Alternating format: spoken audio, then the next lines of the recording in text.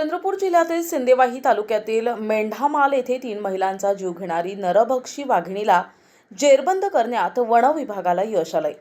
दिनांक 10 मे 2025 ला सिंदेवाही वन परिक्षेत्रामधील सिंदेवाही उपक्षेत्रातील नियक्षेत्र डोंगरगावमध्ये कांताबाई बुधाजी चौधरी, सारिका शालिक शेंडे आणि शुभांगी मनोज चौधरी या महिला जंगलात तेंदूपत्ता गोळा करण्याकरता गेल्या असता कक्ष क्रमांक 1355 मध्ये त्यांच्यावर झालेल्या वाघाच्या हल्ल्यात तिघींचाही दुर्दैवी मृत्यू झालाय। घटनेची माहिती मिळताच वन विभागाचे पथक तात्काळ घटनास्थळी दाखल झाले। पंचनामा करून मृतदेह उत्तरीय तपासणीसाठी पाठविण्यात आले। या घटनेनंतर घटनास्थळी त्वरित कॅमेरे ट्रॅप आणि लाईव्ह कॅमेरा लावण्यात आले।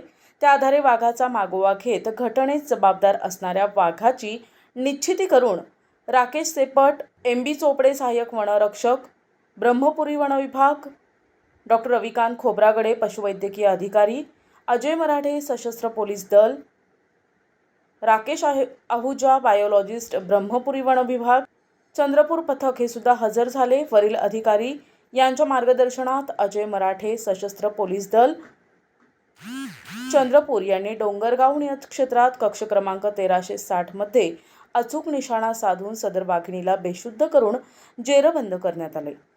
पुढील उत्तरीय तपासणी सुरू आहे। सदर घटनास्थळावर मुख्य वनरक्षक चंद्रपूर, वनवृत्त चंद्रपूर हे सुद्धा 10 मेला त्यांनी भेट दिली आहे। सिंदेवाही वन परिक्षेत्राचे अधिकारी विशाल सालकर यांच्या नेतृत्वात एन.टी. गडपायले क्षेत्र सहाय्यक सिंदेवाही, पी.एस. माणकर, वाय.एम. चौके, डी.आर. पेंदोरे, ओव्हीच हांदे, पी.आर.टी. सदस्य, वनमजूर, वाहन चालक सर्वांनी सहकार्य केलं आहे।